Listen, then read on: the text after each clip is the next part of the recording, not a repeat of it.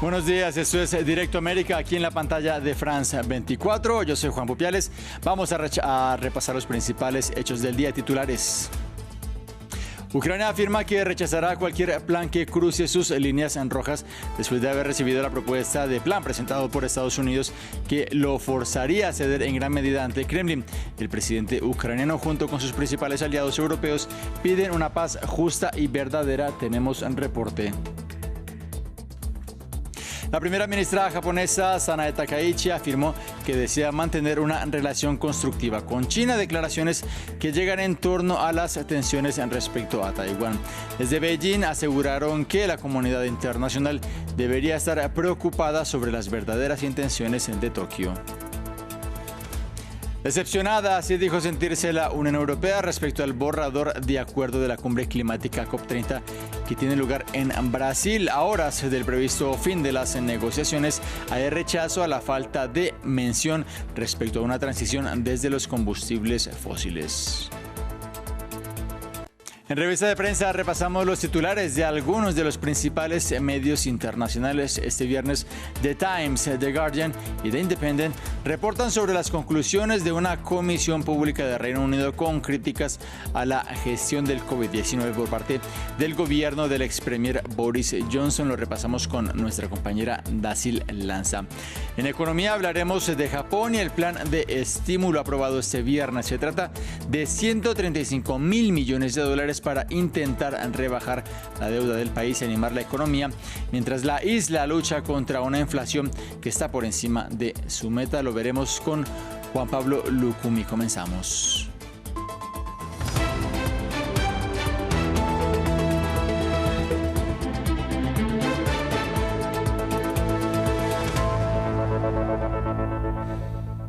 Damos inicio en Ucrania, donde un nuevo ataque sobre Zaporilla, al sureste del territorio ucraniano, deja 5 muertos. Esto mientras en el plano diplomático el principal negociador ucraniano indicó este viernes que su país rechazaría cualquier propuesta que cruce las denominadas líneas rojas, una respuesta a ese plan de 28 puntos promovido por Estados Unidos. Veamos más acerca de esa propuesta en el siguiente informe. El plan estadounidense para Ucrania, cuyos principales artífices son el enviado especial de la Casa Blanca Steve Witkoff y el secretario de Estado estadounidense Marco Rubio, consta de 28 puntos. Algunos en ocasiones son contradictorios. El primero de ellos en particular afirma que se confirmará la soberanía de Ucrania, mientras que el punto número 21 propone la anexión por parte de Rusia de varias regiones ucranianas. Crimea, Lugansk y Donetsk, actualmente ocupadas por las tropas de Moscú, pero también una buena parte de las provincias de Jersón y Zaporilla, donde la línea del frente quedaría congelada. Otra contradicción, el plan menciona sin detallarlas garantías de seguridad fiables para Ucrania, pero le impone limitar su ejército a 600.000 soldados. Para Washington, Kiev también debe renunciar definitivamente a entrar en la OTAN. Por su parte, la Alianza Atlántica debería aceptar no estacionar tropas en Ucrania, en cambio se instalarían aviones de combate en Polonia. El plan autoriza una posible adhesión de Ucrania a la Unión Europea y dedica varios puntos a la reconstrucción de la economía y las infraestructuras del país. Una reconstrucción financiada en parte por $100.000 millones de activos rusos congelados invertidos en proyectos cuyos beneficios se destinarán en su mitad a Estados Unidos, y $100.000 millones aportados por los europeos que también podrán desbloquear fondos rusos.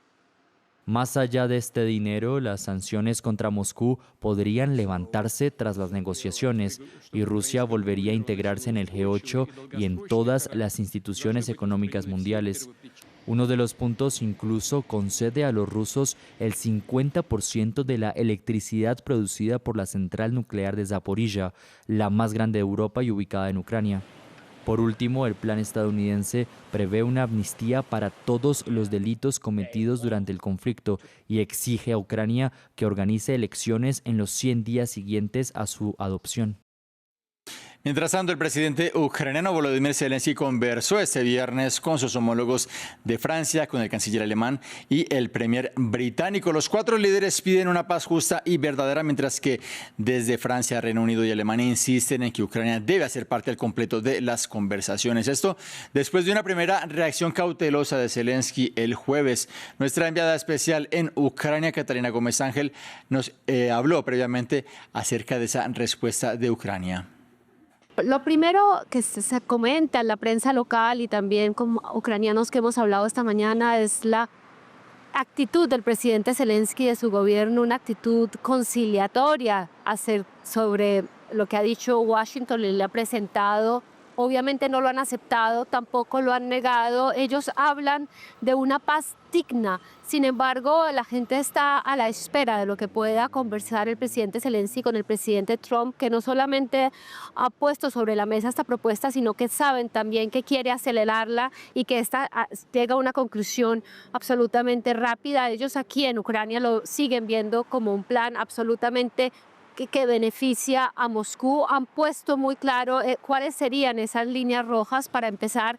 Nunca reconocer que esos territorios ocupados por Rusia puedan ser reconocidos como rusos, y también hablan de esas necesidad de Ucrania de defenderse. Sin embargo, aquí hay mucha confusión dentro de la población y dentro de los medios que todavía realmente no entienden lo que pudo estar pasando, todavía no entienden realmente qué tanto Ucrania estuvo involucrado en estos 28 puntos que fueron presentados ayer. El secretario de Defensa, el asesor Rostom Umarov, que fue el ministro de Defensa, habría estado en Estados Unidos. Él dice que no tuvo que ver nada con este plan. Él dice que solamente programó reuniones. Sin embargo, hay veníamos hablando, hay gran confusión, hay gente que está muy triste, dice que realmente sienten que Ucrania sale perdiendo con este plan después de todo lo que ha sufrido y cuántas personas han muerto y cuántos militares han dejado la vida,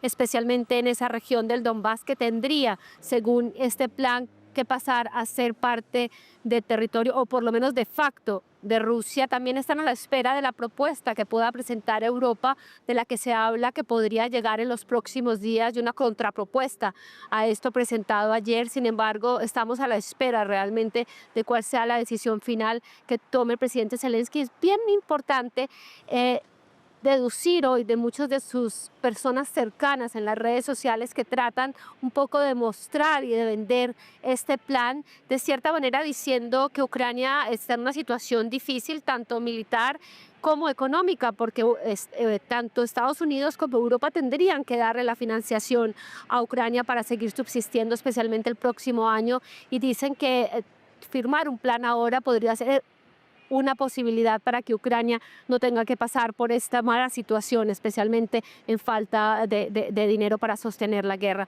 Así que yo creo que, como dicen aquí en Ucrania, vamos a ver cómo se desarrolla en las próximas horas, pero especialmente en los próximos días, especialmente cuando el presidente Zelensky hable con el presidente Trump. Cambiamos de tema. En Asia este viernes continúa el intercambio de palabras en medio de las tensiones entre China y Japón. Se trata de un desencuentro que, como les venimos contando, comenzó luego de que la primera ministra japonesa hablara de una eventual respuesta militar si llegara a tener lugar un ataque chino sobre Taiwán. En las últimas horas, la lideresa Sanae Takaichi hizo unas declaraciones en tono conciliador, una narrativa distinta a lo expresado por parte de Beijing. Con respecto a China, a finales del mes pasado, el presidente Xi y yo confirmamos la dirección general de promover de manera integral una relación estratégica y mutuamente beneficiosa y construir una relación constructiva y estable. No hay absolutamente ningún cambio en esta postura.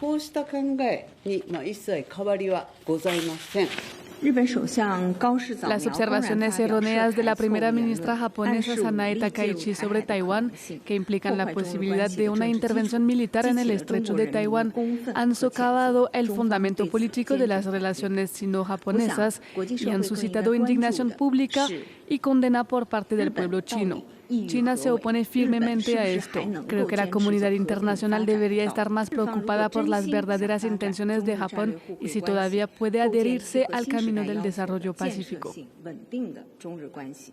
Al menos 15 muertos y 7 heridos deja la explosión de una caldera en una fábrica de pegamento en Pakistán. El accidente tuvo lugar en Faisalabad, una urbe de la provincia de Punjab, al este del país. Fue una detonación que causó daños de importancia en todo el edificio y cuyas causas están siendo materia de investigación. Pasamos a Reino Unido, donde un informe indica que más de 20.000 muertos por COVID-19 podrían haberse evitado. Es la conclusión de la investigación pública encargada por el Estado británico tras la crisis sanitaria que dejó fuertes consecuencias en este país. El documento también señala el caos que reinaba en el gobierno del entonces primer ministro, el conservador Boris Johnson. Más de 226.000 personas murieron en Reino Unido por el COVID. Veamos más en este informe. Demasiado poco, demasiado tarde. Así critica la presidenta de la Comisión de Investigación la gestión de la crisis sanitaria por parte del gobierno británico. Si el confinamiento se hubiera impuesto una semana antes del 23 de marzo de 2020, los datos sugieren que el número de muertes en Inglaterra durante la primera ola hasta el 1 de julio se habría reducido en un 48%. Esto supone unas 23.000 muertes menos. 23,000 fewer deaths. La autora del informe critica la inexcusable falta de reacción ante la amenaza, así como la cultura tóxica y caótica dentro del Ejecutivo liderado por Boris Johnson. Según ella, las fiestas organizadas por el primer ministro en Downing Street, en pleno confinamiento, debilitaron la confianza del público en las decisiones oficiales. Las familias de las víctimas destacan estas conclusiones como abrumadoras, que demuestran la gestión catastrófica de la pandemia. Mi madre falleció el 24 de marzo de 2020 y la presidenta de la investigación ha dejado claro que si el confinamiento se hubiera impuesto una semana antes, personas como mi madre se habrían salvado. Con 226.000 muertes causadas por el virus, Reino Unido registró uno de los peores balances de Europa. El informe recomienda medidas para gestionar mejor las crisis futuras, recomendaciones que el primer ministro Keir Starmer se ha comprometido a examinar atentamente. Momento de que abordemos noticias de América Latina. Vamos a Bolivia, en donde el nuevo gobierno ordenó eliminar el Ministerio de Justicia. Es un decreto del presidente Rodrigo Paz, que brevemente había destituido al titular de la cartera, Freddy Vidovich, quien presuntamente quiso ocultar una condena a prisión de 2015, una manera, según el mandatario, de despolitizar la justicia. Se acabó el Ministerio de la Persecución, se acabó el Ministerio de la Injusticia, se acabó el ministerio que era vender sentencias, se acabó el ministerio que era una forma de cómo chantajear a la sociedad desde el poder político. Ningún político, sea presidente, vicepresidente, senador, diputado, ministro, nunca más habrá la injerencia de la política en la justicia. En Belém do Pará, en la Amazonía brasileña, continúan las negociaciones de la COP30, las cuales quedaron retrasadas tras un incendio este jueves en uno de los pabellones que no dejó personas heridas. Naciones Unidas muestra esperanza en poder ahondar el compromiso mundial de frenar la utilización de los combustibles fósiles. Sin embargo, algunos países bloquean cualquier avance y la Unión Europea se declaró decepcionada este viernes con el último borrador de la COP30. Veamos más en el siguiente informe. Después del incendio, los participantes de la COP regresan a los lugares de negociación. Queda mucho trabajo por hacer a medida que la conferencia entra en su recta final. El secretario general de la ONU sigue siendo optimista. Estoy perfectamente convencido de que es posible un compromiso, que es posible tener en cuenta las legítimas preocupaciones de adaptación y las legítimas preocupaciones de mitigación. El último proyecto de acuerdo publicado este viernes no menciona los combustibles fósiles, principales responsables del calentamiento global. La Unión Europea se mostró decepcionada con este borrador. Decenas de países desean que el texto final contenga una hoja de ruta para desescalar el uso de este tipo de energías, aunque existen reticencias por parte de China, Rusia y Arabia Saudita. Esta idea es una de las principales propuestas de la presidencia de Brasil para la COP. Debemos reducir las emisiones de gases de efecto invernadero. Debemos empezar a pensar en cómo vivir sin combustibles fósiles y construir una nueva forma de vida. Mientras tanto, activistas ecologistas de todo el mundo siguen presionando a los dirigentes. Las negociaciones podrían prolongarse después del final oficial de la conferencia, prevista originalmente para este viernes. Terminamos en Tailandia con la coronación del desfile de belleza de Miss Universo, porque hay una ganadora de América Latina. Se trata de la mexicana Fátima Bosch Fernández. La representante de 25 años se impuso por delante de la candidata de Tailandia. Fernández había dado de qué hablar a lo largo del concurso luego de encarar al director de la organización, quien ella asegura la llamó tonta en el marco de una discusión por no seguir la directriz de promover actividades locales. Es momento de revista de prensa. Se une a nuestro estudio nuestra compañera Daisy Lanza, bienvenida. Gracias, Juan. Buen día. Vamos a comenzar en Reino Unido con esa polémica en torno a la investigación respecto a los impactos de la pandemia de COVID-19. Todas las portadas dedican un espacio a este tema. ¿Qué dicen? Bueno, tenemos 3 portadas, como pueden ver en la pantalla. Empezamos con The Guardian, porque este medio británico lo que dice es demasiado poco, demasiado tarde. La respuesta de los Tory a la crisis del COVID-19 es condenada en un informe.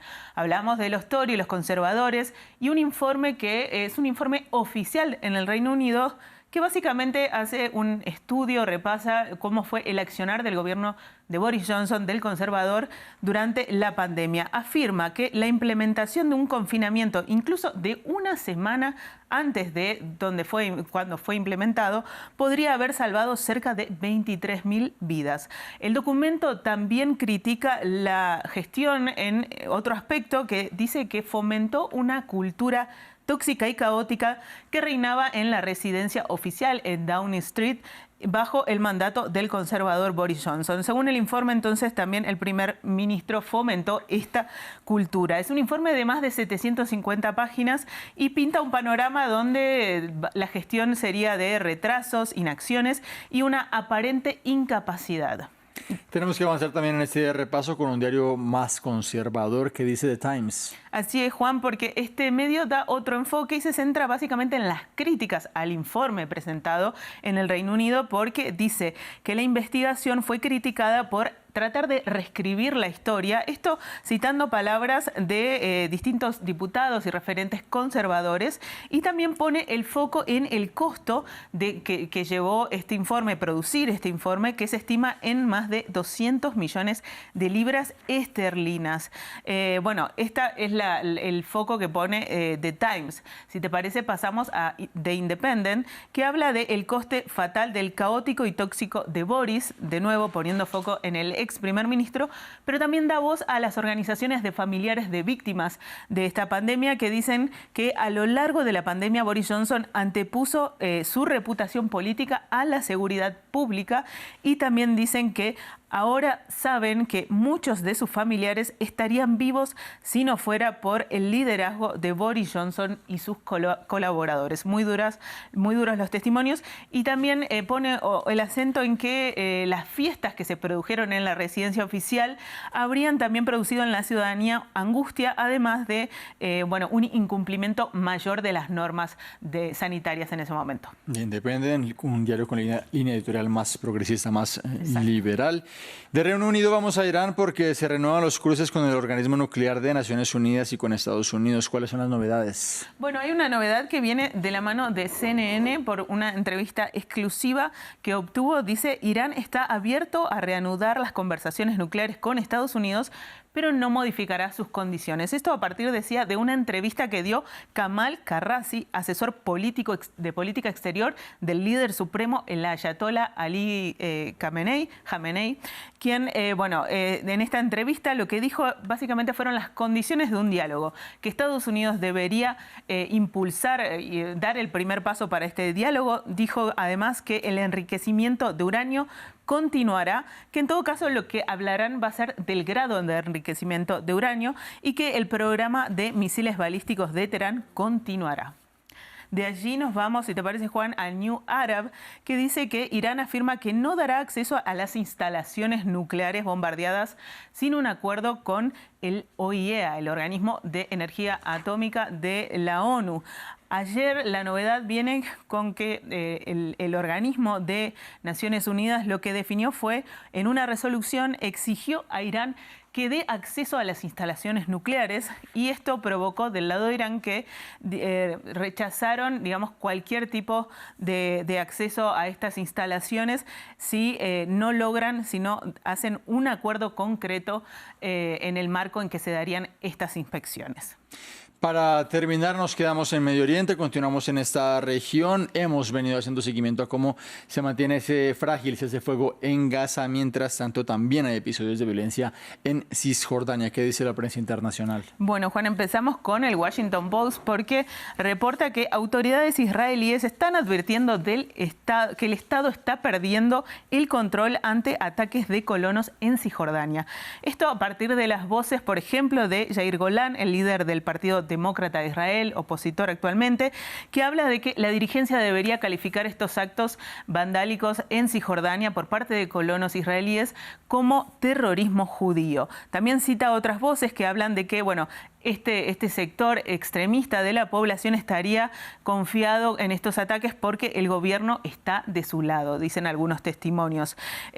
Así también el Washington Post reporta una serie de actividades que se estuvieron produciendo en Cisjordania, como que el gobierno, pese a que condenó partes de estos ataques, el gobierno de Netanyahu también es del que más ha apurado la instalación de colonias judías en Cisjordania, es lo que dice el Washington Post. Nancy Lanza con la revista de prensa. Muchas gracias. Gracias, Juan. Continuamos en Directo América de France 24. Llegó el momento de la información económica. Saludos a Juan Pablo Lucumí, bienvenido. Feliz viernes. Comenzamos hablando de Japón y ese anuncio de su paquete de estímulo para su economía. Son 135.000 millones de dólares en estímulos que se aprobó este viernes, con el que se espera reducir la colosal carga de deuda de Japón. La relativamente nueva primera ministra Sanae Takaichi argumenta que este paquete de estímulo ayudaría a la economía, podría ahogar la obstinada inflación y así restaurar la popularidad menguante del partido gobernante. Pero también ha traído dudas porque algunos anticipan que esta es solo la primera movida de Takaichi para iniciar una larga racha de gasto social. Con este temor, los rendimientos de los bonos del Estado japonés han alcanzado máximos históricos esta semana y han puesto presión sobre el yen, que es la moneda que se ha devaluado frente al dólar. Actualmente, los precios de Japón suben a un ritmo del 3% anual, según el dato registrado en el mes de octubre. Este es un nivel mucho menor que lo que estaba a principios de año, como lo vemos cuando en enero los precios subían a un 4% anualizado, pero lo cierto es que todavía se encuentra un punto porcentual por encima de la meta del Banco Central, que es del 2%. La ropa, el transporte, los artículos de hogar son los precios que más suben y, por ejemplo, los precios del arroz hoy son 40% más altos que hace un año. Pero Takaichi defendió el estímulo de esta manera. Acabamos de adoptar dentro del gobierno y la coalición gobernante un paquete económico integral destinado a lograr una economía fuerte para proteger la vida diaria de todos los ciudadanos y construir una economía robusta. Llevaremos a cabo un gasto fiscal estratégico. En cuanto a los recursos financieros, incluso si utilizamos ingresos fiscales mayores y no fiscales, el déficit restante se cubrirá mediante la emisión de bonos gubernamentales. Bien, mientras el gobierno celebraba entonces este paquete de estímulo, desde Beijing llegaban acusaciones por el supuesto rearme de Japón. La Cancillería china dijo que Tokio está elevando las tensiones, señaló que Japón, tras la derrota de la Segunda Guerra Mundial, debía respetar los documentos legales internacionales que estipulan que los países de Asia Oriental deben cumplir con el desarme total y la prohibición de mantener industrias que permitan su rearme. Toda esta tensión reciente inició con los comentarios de la premier japonesa de defender a Taiwán si se presenta un ataque chino a la isla. China sigue pidiendo retractación y Japón no rebaja sus comentarios al respecto, aunque hay que decir que ha dicho que desea mantener una buena relación con China. Escuchemos a ambas partes. Si Japón realmente quiere desarrollar una relación estratégica y mutuamente beneficiosa con China y construir una relación constructiva y estable que cumpla con los requisitos de la nueva era, debe respetar el espíritu de los 4 documentos políticos entre China y Japón y los compromisos políticos, retractarse inmediatamente de sus comentarios erróneos y traducir sinceramente sus compromisos con China en acciones concretas. Respecto a qué tipo de situación constituiría una situación que amenaza la supervivencia de la nación, el gobierno emitirá un juicio exhaustivo basado en toda la información disponible de acuerdo con las circunstancias concretas y específicas de cualquier situación que realmente surja. Pasamos a hablar de la región, concretamente de Brasil, que se ha visto beneficiado en las últimas horas con la eliminación de esos aranceles adicionales que Estados Unidos había impuesto. Juan, Donald Trump decidió suspender o eliminar la sobretasa del 40% sobre algunos productos del sector agrícola y ganadero brasileños que fueron decretados en julio como medida de presión contra el gobierno y también en protesta por el procesamiento judicial al exmandatario derechista Jair Bolsonaro. La bolsa en América Latina o en general el panorama ya había cerrado cuando se conoció la noticia de Washington y anoche el Ibovespa, el principal indicador de la potencia latinoamericana, retrocedió 0,7%, está a su apertura en un escenario positivo. El resumen de este anuncio y sus reacciones las tiene Jesús Yajuri. Estados Unidos suspende aranceles a varios productos agrícolas importados de Brasil. El presidente Donald Trump firmó el jueves una orden ejecutiva que suspende los aranceles impuestos al país como castigo por el procesamiento al expresidente Jair Bolsonaro, condenado por intento de golpe de Estado. La suspensión, que llega tras conversaciones entre Luis Ignacio Lula da Silva y el mandatario de la potencia del norte, tiene vigencia a partir del 13 de noviembre. La exención incluirá la carne de res, el café y los tomates. La orden también prevé la devolución de los aranceles recaudados sobre esas importaciones brasileñas, según el texto publicado por la Casa Blanca. El 6 de octubre de 2025 participé en una conversación telefónica con el presidente de Brasil, Luis Ignacio Lula da Silva, durante la cual acordamos iniciar negociaciones para abordar las preocupaciones. Estas negociaciones continúan. También he recibido información y recomendaciones adicionales de diversos funcionarios. En su opinión, ciertas importaciones agrícolas procedentes de Brasil ya no deberían estar sujetas al arancel ad valorem adicional impuestos en virtud del decreto ejecutivo 14323. Lula da Silva celebró el anuncio de la medida, a la que calificó como una victoria del diálogo, la diplomacia y el sentido común. Hoy estoy feliz porque el presidente Trump ya ha comenzado a reducir algunos de los aranceles que se habían impuesto a ciertos productos brasileños. Brasil suministra 1/3 del café que se consume en Estados Unidos y se ha convertido en un importante proveedor de carne de res que se utiliza para la elaboración de hamburguesas. Más noticias de la economía de la región. El gobierno de Venezuela, que dice que está listo para exportar gas a Colombia. Juan, un anuncio que hizo el mismo presidente Nicolás Maduro el jueves. A mediados de junio, ambos países acordaron la creación de una zona económica binacional para impulsar la producción y el comercio, con un especial enfoque en el sector energético, bajo la cercanía que tiene el presidente izquierdista de Colombia, Gustavo Petro. Colombia fue históricamente uno de los principales socios comerciales de Venezuela, aunque choques entre sus gobiernos paralizaron por años el intercambio. El comercio comenzó a reactivarse en 2022 con la llegada al poder de Petro, y durante el primer semestre de 2025 el intercambio binacional se estimó en $660 millones. Así lo anunció Maduro. Ya está el gas en la frontera para pasar a Colombia. Faltan algunos elementos técnicos económicos y listo, pasa el gas, primer envío de gas, y de ahí no vamos a parar. Porque Colombia y Venezuela tenemos que estar unidos, cada vez más unidos.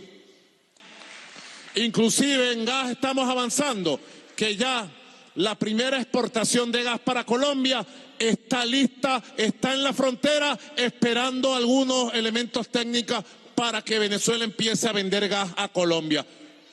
Me guarda ese secreto también. Terminamos con nuestra cifra del día. 17% menos será el presupuesto de la Cruz Roja Internacional para 2026, en parte por la caída de las donaciones a la entidad, y hay que decir que también tendrá un recorte de 2.900 empleados. Juan Pablo Lucumí con la información económica, muchas gracias. Con mucho gusto. A ustedes también el agradecimiento. Breve pausa, ya regresamos.